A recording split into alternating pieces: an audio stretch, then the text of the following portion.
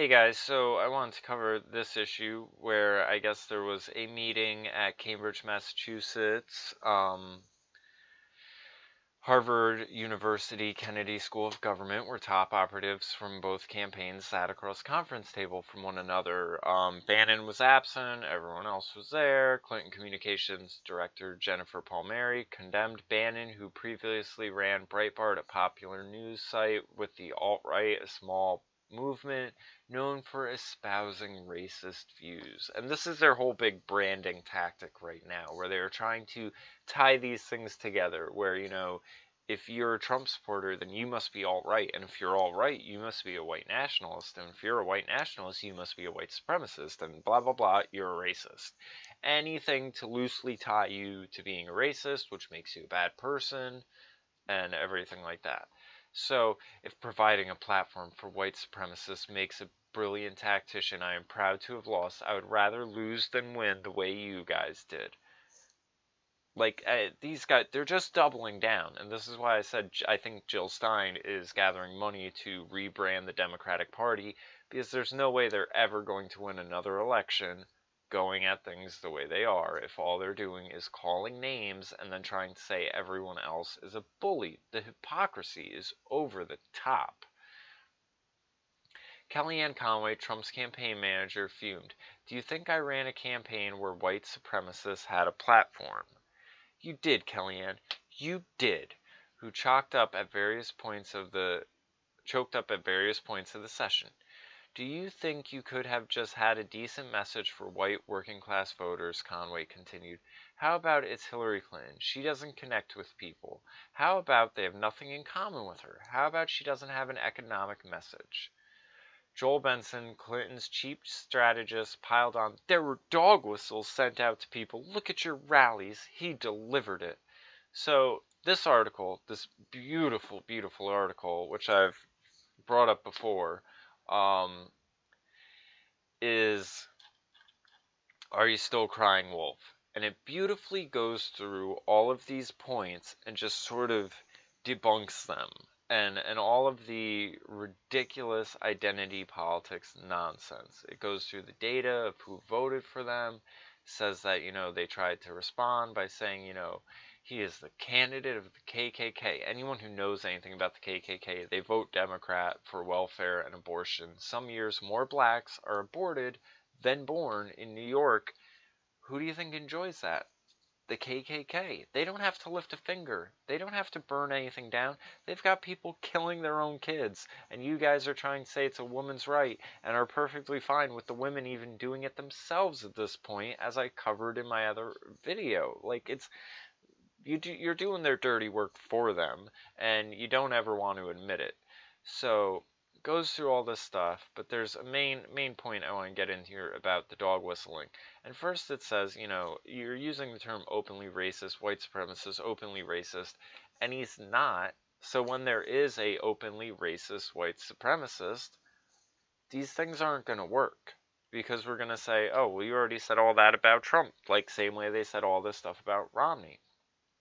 So, as of 2016, the Anti-Defamation League puts the Klan's membership at around 3,000, while Southern Poverty Law puts it around 6,000. Again, in a country of 300 million.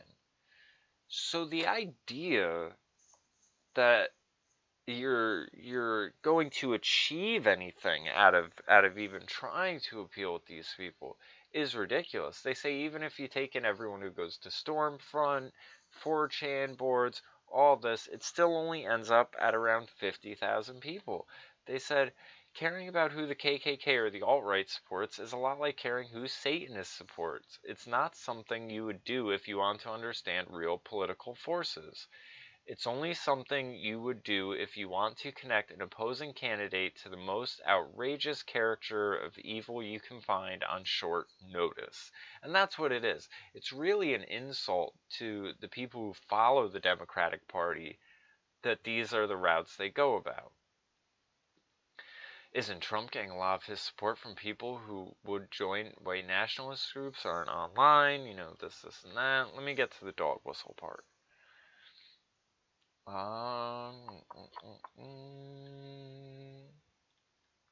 There's the whole thing about David Duke, and they even say, to have this position, you basically have to ignore Trump's 30 years in the spotlight. All right. So, let's get back to my doubts about dog whistles. Dog whistles seem to be a theory that if you want to know what someone really believes, you have to throw away decades of consistent statements supporting the side of an issue that everyone else in the world supports and instead pay attention to only one weird, out-of-character non-statement which implies he supports a totally taboo position, which is perhaps literally the most unpopular thing it is possible to think. And then you have to imagine some of the most brilliant rhetoricians, I don't even know how you say that, I know rhetoric and rhetoricians, whatever, and persuaders in the world are calculating that it's worth risk exposure, this taboo belief, in order to win support from a tiny group with 5-digit membership whose support no one wants by sending a secret message which inevitably every single media outlet in the world instantly picks up on and makes the focus of their news coverage for the rest of the election. Finally, no, none of this suggests that Trump is courting the white supremacist vote. Anyone can endorse anybody, with or without their consent. Did you know the head of the Communist Party endorsed Hillary? Hillary never, as far as I know, renounced their endorsement. Does that mean Hillary is a communist? Did you know the leader of a murderous black supremacist cult supported Donald Trump, and Trump said that he loved him? Does this mean Trump is a black supremacist? The only time this weird X endorsed Y, that means Y must support X thing is brought up is in favor of the media painting Trump to be a racist. Or the Democrats, but, same difference. So, I just wanted to bring that up since there's still going on about this dog whistling white supremacist bullshit. But if you're a Trump supporter, I recommend you find this article and keep it handy because it beautifully debunks all of these points. All of them. Here's another thing I'll cover real quick. Trump said he never really meant to promise that carrier jobs would return. Somehow this is the headline when they promised that on Thursday, Trump touted that carrier factory in Indianapolis, talking about what a great Christmas its workers would have after the company agreed this week to keep 1,100 jobs from going abroad.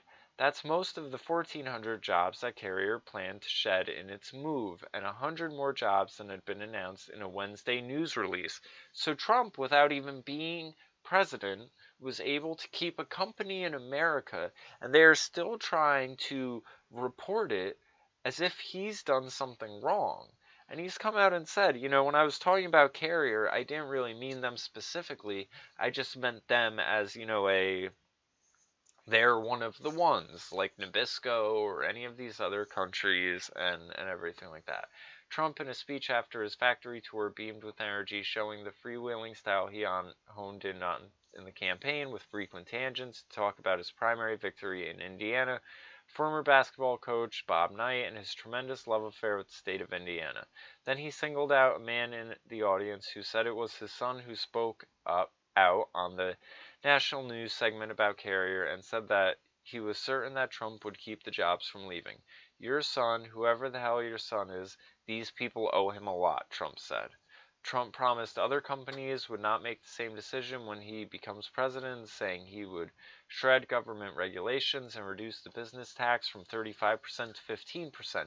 He said those were not lured by these enticements would face large tariffs. All of those actions would require congressional approval.